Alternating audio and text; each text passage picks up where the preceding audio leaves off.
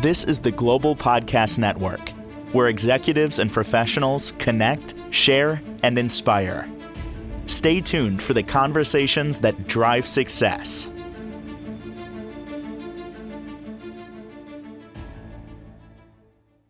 And welcome back, everybody. Yeah, the gentleman just said there, the conversations that drive success. Today, we're going to talk about, along with that conversation, something else that drives you, maybe not often to success, but if you want to succeed in moving your life forward, especially, you have to harness the power of this. And I'm going to say it, it's the F word. It's got 4 letters. Can't ignore it. And that is fear. We all have it. It's the baseline. It is what we subconsciously go back to and don't even know it. It's holding us back. And a lot of it isn't even real. And she knows more about that than I do as a mental health professional at Pressman and Associates. Miriam Rosario is back with us. How are you doing today? I'm doing good. How about yourself, Steve? Happy to jump into this because I'm going to say, in my opinion, it's kind of everything. We usually always look at fear. Fear is within everything, almost everything we do, whether we realize it or not. There's fear attached to it. I agree. I agree. It's usually at the very bottom of any decision Yep. or anything that we want to do. Now let's think about that for a second. So let's say it's Halloween. You're going to a Halloween costume party. You found a costume. You're all set to go. You're going to have a great time. You're looking forward to it. I'm not taking anything away and not being negative, but if you really peel back a bunch of layers, there's probably some fear sitting in that activity in itself. What could there be? I'm going to a party. I might not know some of the people there. There's a little bit of fear. How am I going to react? Am I going to be Mhm. uncomfortable? I'm wearing a costume. What if my costume looks silly? What if somebody, judges me? You can keep going, but there's a layer of fear. I think with everything. Yeah. I don't want to admit that, but I think there's fear with it all. Yeah, I agree. And I think that like going to a party, one of the biggest fears that a lot of people that have generalized anxiety disorder will be feeling anxious about going to the party, and below that is the fear, Hmm. right? And if you Why? peel it back, the fear is everything that you just said. I'm going to the party. I'm going to be judged. What if they don't like my outfit? Is there going to be dancing? Am I going to have to dance? Am I a person that loves to dance? Am I a person that doesn't feel like I dance really well? What type of dance is going to be there? Yeah. And then, then there could be other, I have friends that, sometimes have stomach issues and they're like, well, what about if I, get sick or something like that? Yeah, Right. it just keeps going. Is it really coming back to the way we're wired through evolution? Because we also want to feel safe no matter what. So if you're out of that safe zone, the fear is going to come in. Yes. And, not to give fear a bad name because Yeah. fear serves its purpose, Yep. because fear will keep us safe, right? And that's the whole premise of fear. But when we have fear towards other things that don't require to have fear, then, that begs the question, why? Mm. What is bringing up the fear? What is preventing you from doing something that could be fun? Hmm. So let's look at the impact of fear. I've heard the term chronic fear passed around a couple of times. What is that? What can that lead to? Well, chronic fear can lead to just not leaving your house, staying in because you don't want to get hurt. You're Hmm. afraid something's going to happen. Wow. Hmm. Hmm. I would imagine too that it can lead to other challenges that are holding you back. Like you feel isolated because you're not going to that party and more, right? Right. Right. You want to make friends, but you don't know how. Yes. So what do you get? You get down, depressed, I Yeah. guess, right? Yeah. Especially, and I think it really depends on the type of person you are or personality that you have, because there are people who are introverts. And then um, I would think that most introverts are also very shy and they become socially awkward Mm, because, they have this fear of not being accepted. yep. But then we also have this feeling of wanting to be connected. So it becomes an internal struggle. So how does it also affect us in other ways? It'll prevent us from accomplishing whatever it is that we may have started, right? So let's say I wanted to start a business and I have this underlying fear and I put all the steps into place and then I get to the final step of what I need, and I decide to redirect my attention and do something different. That could be fear of being accomplished. Mm.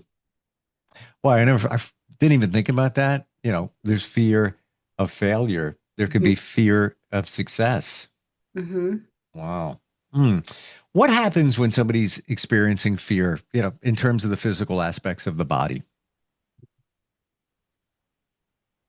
Well, it can cripple them and it can prevent them from, once again, if they have a lot of fear of being judged for their body, then they could not put on a bathing suit. They could not go out in the summertime with shorts on. They could not go into the ocean. And I would imagine after a while of living in fear that you get tired, you get run down, you have Mhm. no pep, you have no energy. It's because it's emotionally draining. Yeah. It takes a lot of energy to do something that you're afraid of.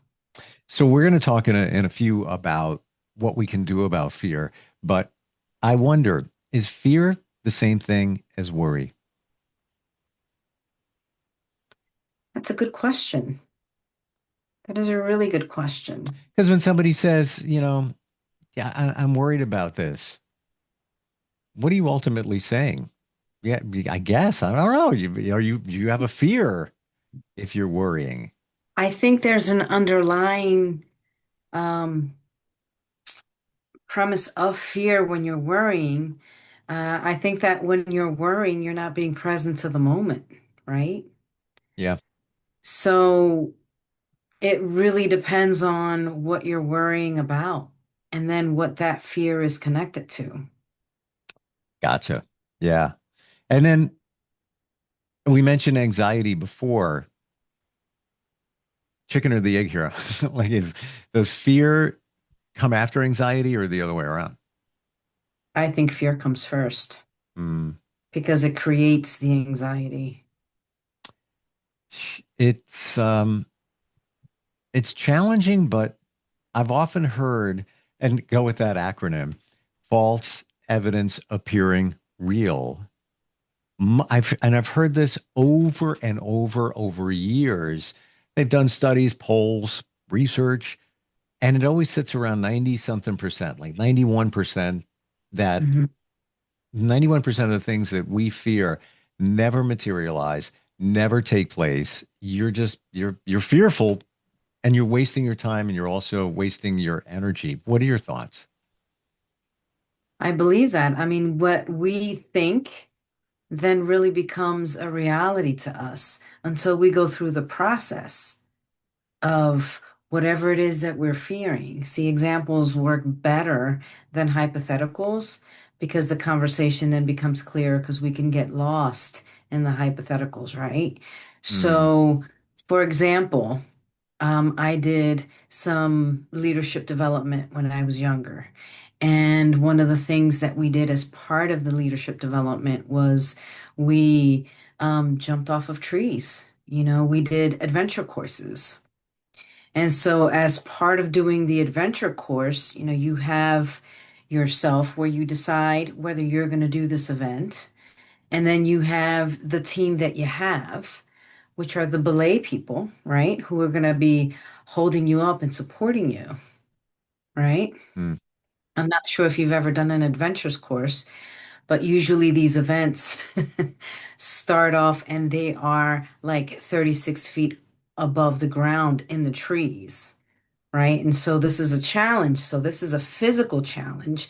And if people are afraid of heights, Mm. then there's also the fear of heights.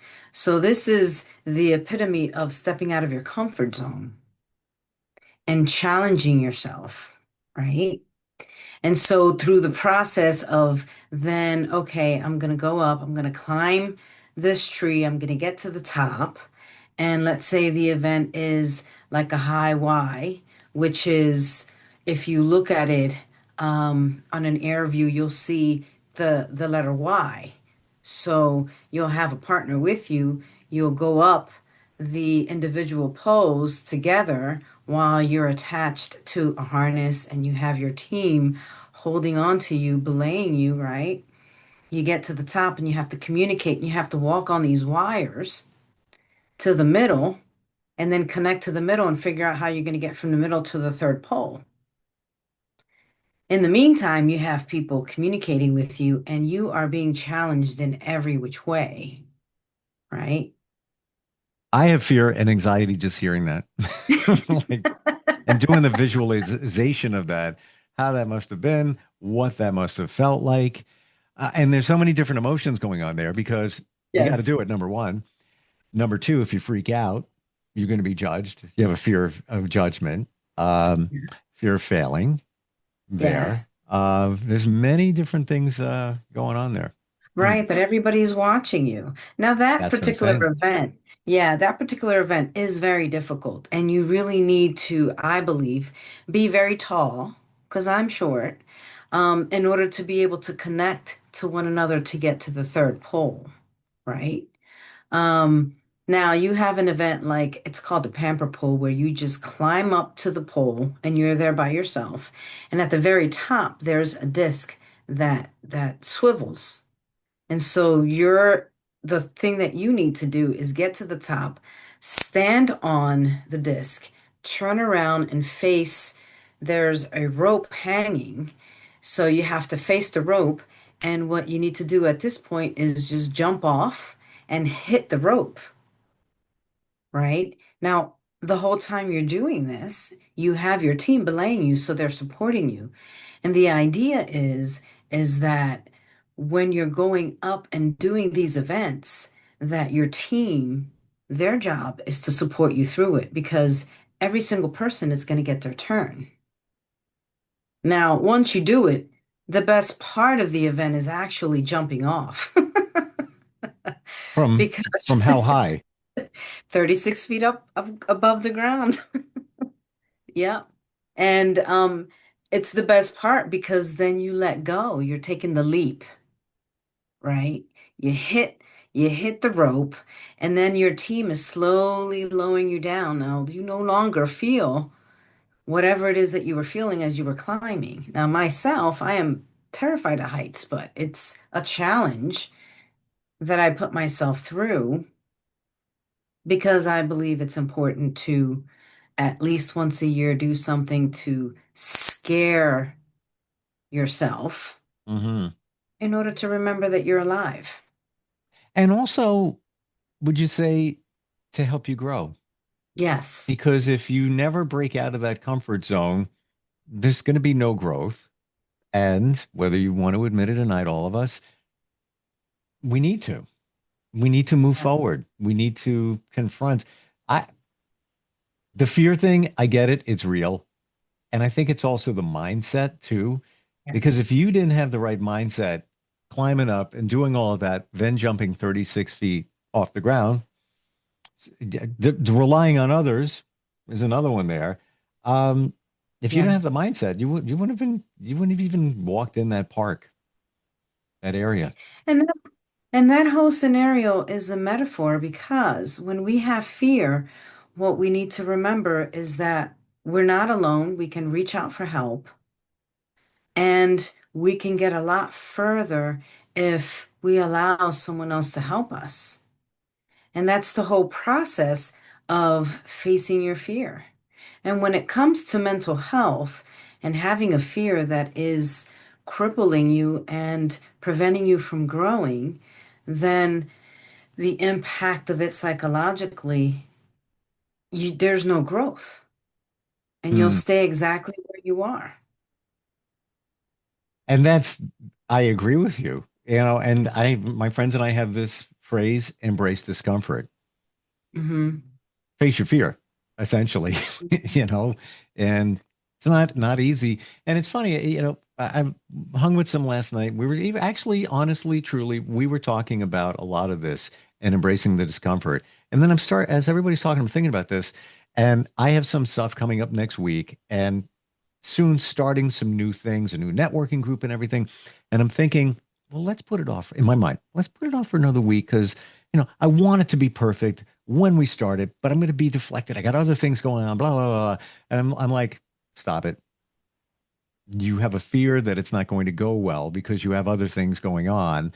Suck it up, put more effort into it, and win it and own it and do it. And it flipped my mind around, but I had to catch Hmm. myself because I was even saying, you guys, well, let's wait another week. No, let's wait till we're ready. Meaning I'm not ready because I got too much going on. But you know what? Yeah, It's wrong. It needs to go at the time that was planned, and just do it. It's gonna be all right. It's gonna be all right. And I guess it comes down to having trust and faith, right, right? right. Because how many of us can say, I truly trust myself? I have faith in myself. I've gone through so much in my life that I have a much more higher resilience level than I ever imagined. Probably not. And if you get to the point where you can say that, you probably won't have a lot of fear or fears that you had before. Right. So And what do when we do? How do we get to that point when we minimize fear? Well, the idea would be to really own it, right? And then have the strength to reach out to get some help with it. Hmm. Because I don't think that there is a fear that exists that people don't understand. I want to hear that again. Say that again. I want to process that. I said, I don't think that there's a fear that exists that people don't understand. So you're saying when we have fear, we know what it is. Well, when we have fear, we may not know what it is, but when we reach out to others, there's usually someone who has an experience of it. So that's information that you can get, that's help that you can get, that's empathy and compassion. Hmm. Does that make sense? Yeah, it's it's confronting it. Can I share my blood test story? Sure. Always had a fear of blood tests. Big Hmm. fear. I would have one planned, routine, whatever. You do it online. Day comes up, and I'm like, yeah, let me change the date. Another one come up. Not a rush. I'm gonna go next week. I'm busy. Change the date. Over and over and over again until a couple little health things going on. Nothing major, but there was more tests and more needles or whatever. Flipped my mind around and looked at it in a different way of I'm getting information that's going to be impactful to me. It's a good thing. And I even flipped it to the point where I don't fear it. I I use a different F word, fun. So where's the fun in that? Go, to the phlebotomist, the lab, and think to myself, I wonder if I wonder when that's going to hurt. Is that going to hurt? How much is it going to hurt? I'm really curious. Yeah, let's find out. And a lot of, I got a lot of stitches in the last year. Um, I was actually, as they're pulling them out, which hurts even more than when they put them in because they don't numb you up. Hmm. I was laughing. I was like, this is actually pretty funny. I don't know. I just looked at it in a completely different way. And even I have minor skin cancer for years, been dealing with it. Had a biopsy on my back last week. And I'm like, and I didn't know we were going to do it. And he's like, yeah, let's take that off. I'm like, okay, sure, let's do it. And, for a second apprehensive. And I'm like, I wonder if I'm going to feel any pain. I wonder. I felt nothing. It was nothing. So the mindset, I think that's my message in terms of just flipping it around a little bit, and you might not have the same kind of fear. I don't know if that makes Right. sense. Right. Make the anticipation realistic. Yes, yes. And also living in the moment, Hmm. because what's fear? Anticipation of what could be, or the dreaded what if. So if you're living truly in the moment, you're not worried about it. You deal with it when it gets here. It's probably not going to get here. You don't have to worry about it. Right. Uh, but we don't, because and therein lies the anxiety. Um, what about therapy? Somebody comes in, they've got fear, anxiety. What are some of the ways that you can help them? Ask them questions about where it originated from, where the fear first started. When do they remember the first time that they were afraid of this particular thing? And typically they'll go back and there's a memory, or there's something that someone said in Hmm. their past that has happened repeatedly or has been said repeatedly, and they begin to believe it. Okay, so when we have fear, does it usually tie back to something in our past? I think so. I think you're right. Yeah, I believe so. Hmm. And in some way, we may never be able to even connect the dots. Why do I have a fear of blood test? I got nothing for you. I have no idea. But I could have been in Mhm. Dr. Musiker's office. That was his name. My pediatrician when I was in elementary school, and maybe I got a needle and was like, "Ah," and that could have been laying the groundwork for that. You might never know, but you got to deal with it. Um, can traditional therapy help you overcome this fear? I think it really depends on the person, but traditional therapy, meaning talk therapy, I think that talk therapy can help. Um, and I'm a big advocate of psychoanalysis, and to me, that's talk therapy. I am a big advocate of figuring out where it originated from. And once you have that information, it's easier then to take that information and then use a different type of therapy that's going to be helpful, right? So, understanding where it originated from. Let's say it's a memory. Let's say with an accident, a car accident, and for this particular patient was involved in a car accident that turned upside down, right? And that's where the fear originated from. And then Mm, at that point, I can then decide, okay, what type of therapy do I want to do? If I want to help calm them down, you can implement the EFT tapping. If you want to process through their trauma, then you can do EMDR, you can do uh, Ericksonian hypnotic techniques that's going to help them process through their trauma so that when they do think about it, they no longer have fear of what has happened. mm. It's, as we said in the beginning, it's everything, unfortunately. Yes. you know, Yes.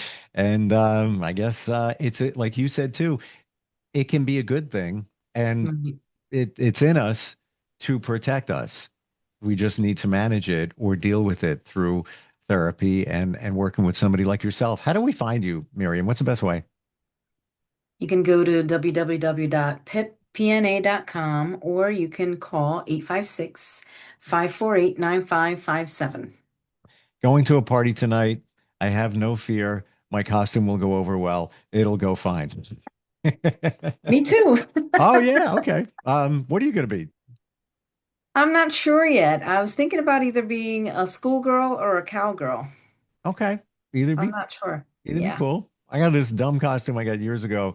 It's a Bavarian beer buddy where it looks like I'm on my friend's back, the Bavarian guy. It's just silly, but it looks funny and it's quick and easy. That's it. Always wonderful talking with you. Thanks for breaking the F word down today. So important. Likewise. All Always a right. pleasure. Likewise. We'll be right back. This is the Global Podcast Network. where executives and professionals connect, share, and inspire. Stay tuned for the conversations that drive success.